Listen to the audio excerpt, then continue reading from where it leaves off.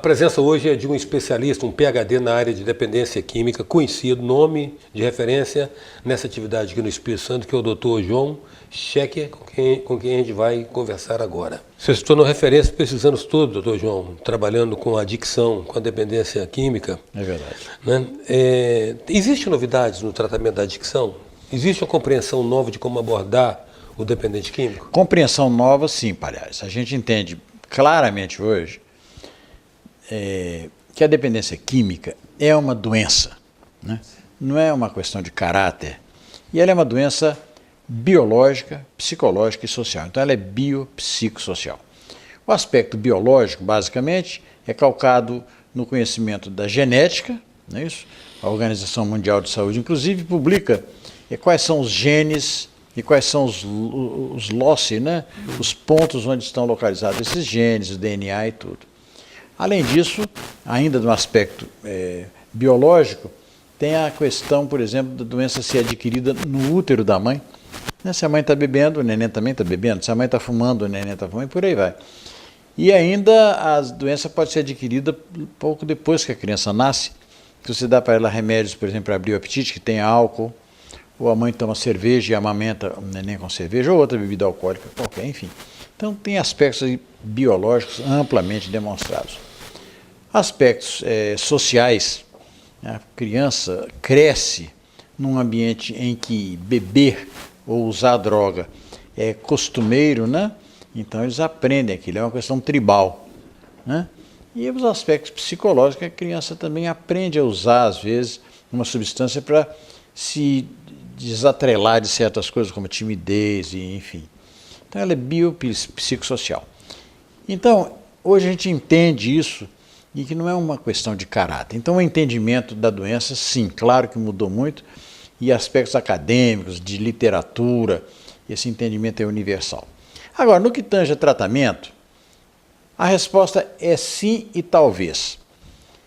Sim, porque existem drogas hoje, medicamentos, que nos auxiliam a tratar as síndromes de abstinência, né, compensar o mal-estar que o paciente sente quando para de tomar aquela substância.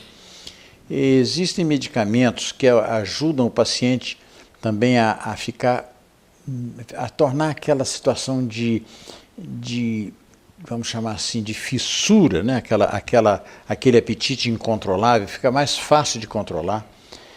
E depois que a pessoa passa por esse período pior, existem medicamentos que controlam, diminuem a vontade de usar essa droga repetitivamente. E talvez porque só remédio não vai resolver o problema do paciente. Existem outras coisas, outras âncoras para o indivíduo sair dessa dependência, como, por exemplo, os alcoólicos anônimos, os programas de 12 passos, alcoólico anônimo, narcóticos anônimos, o amor exigente e outros aspectos que ajudam o indivíduo a se manter dentro de uma trilha chamada sobriedade e facilita a vida do indivíduo. Agora, doutor João, veja bem, o álcool me parece uma das mais antigas drogas que existe. É verdade. E aí tem umas componentes aí que talvez caiba considerar. Primeiro, da necessidade atávica, histórica e ancestral do homem necessitar se embriagar.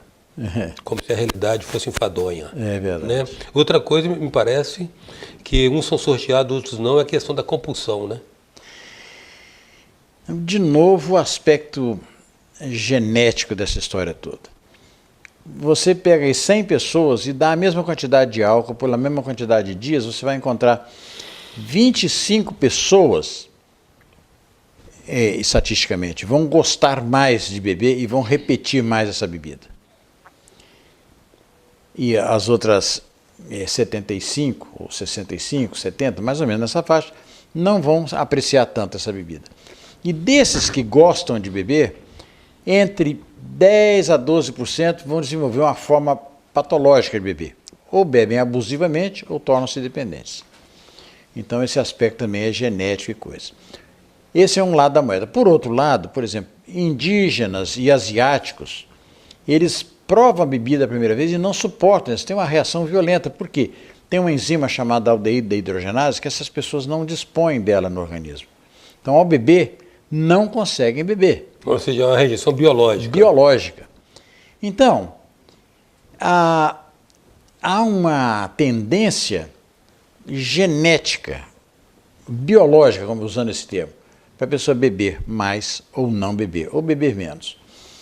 Agora, como você falou, a necessidade de se embriagar para fugir de uma realidade, isso vem de muitos anos. O dia que o primeiro indivíduo passou a pé, perto de uma maçã ou de uma fruta que tinha caído da árvore e tinha ali fermentado. Uma fermentaçãozinha básica. Aquele cheirinho, ele foi lá e bebeu, e então aí a humanidade gostou da onda. A humanidade seguiu.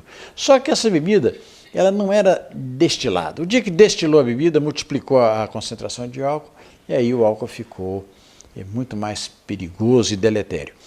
Agora vejamos, na minha opinião, acredito, não sei a sua exatamente, mas eu presumo que seja parecido, o álcool é a pior droga, né, para toda a humanidade. Concordo plenamente. Abre portas para os outros. Plenamente, concordo. Inclusive, há um questionamento sobre o que é uma droga lícita ou ilícita, né? São padrões, são convenções. Isso é questão de justiça, Mas não o é efeito nosso. desagregador social do álcool e como é que ele adoece todo o entorno afetivo, familiar. É barato, é aquela impressão, todo mundo bebe, o que não é bem verdade, e não é que todo mundo beba pouco, todo mundo acha que todo mundo bebe muito. É problemático o álcool, ele realmente corrói todo o relacionamento familiar, social do indivíduo, econômico, financeiro, judicial, é muito complicado. E aí abre porta para o indivíduo ir para outras drogas mais pesadas. Sem dúvida. A presença hoje é do especialista em dependência química, João Schecker. A gente volta já.